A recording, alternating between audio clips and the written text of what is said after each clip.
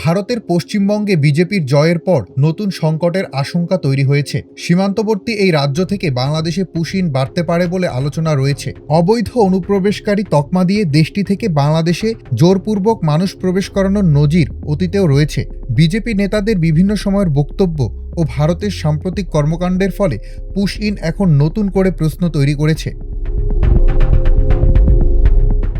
গত বছর অন্তর্বর্তীকালীন সরকারের আমলে হুট করেই সীমান্তে বেড়ে যায় পুশ ইন। দেশটির বিভিন্ন রাজ্যে বাংলা ভাষাভাষী মুসলিমদের অনুপ্রবেশকারী হিসেবে সন্দেহ হলেই ঢালাওভাবে আটক করে পাঠানো হয় বাংলাদেশের সীমান্তবর্তী পশ্চিমবঙ্গ বা আসাম রাজ্যে।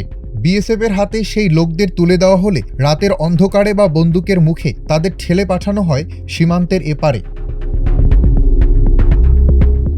নির্বাচনের সময় ভারতের সংখ্যালঘু নাগরিকদেরকে বাংলাদেশি অনুপ্রবেশকারী বা রোহিঙ্গা তকমা দিয়ে আক্রমণাত্মক বক্তব্য দিয়েছিলেন বিজেপি নেতা শুভেন্দু অধিকারী। এদিকে ক্ষমতার পালাবদলে নতুন করে পুশিনের ব্যাপারে কঠোর হুঁশিয়ারি দিয়েছে বাংলাদেশ।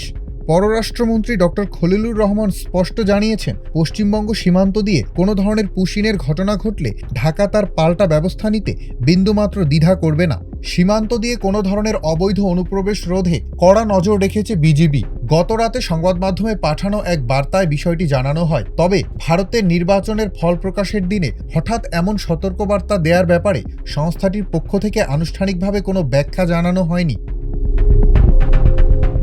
তবে পশ্চিমবঙ্গে যারাই ক্ষমতায় আসুক না কেন বাংলাদেশের সঙ্গে সম্পর্কে কোনো পরিবর্তন হবে না বলে জানিয়েছেন সংসদ সদস্য গয়েশ্বর চন্দ্র রায়। সীমান্তে পুশ ইন সহ যে কোনো ধরনের আশঙ্কার বিষয়ে তিনি বলেন, আশঙ্কা আতঙ্ক থেকেও তৈরি হতে পারে।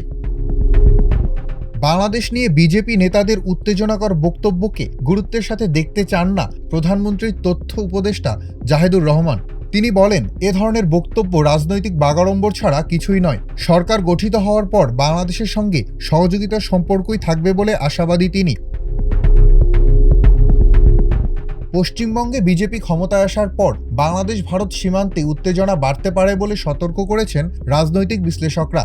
দুই দেশের মধ্যে কূটনৈতিক সংলাপের মধ্য দিয়ে এসব সমস্যা সমাধানের পরামর্শ দিয়েছেন তারা। ডেস্ক রিপোর্ট, আজকের পত্রিকা।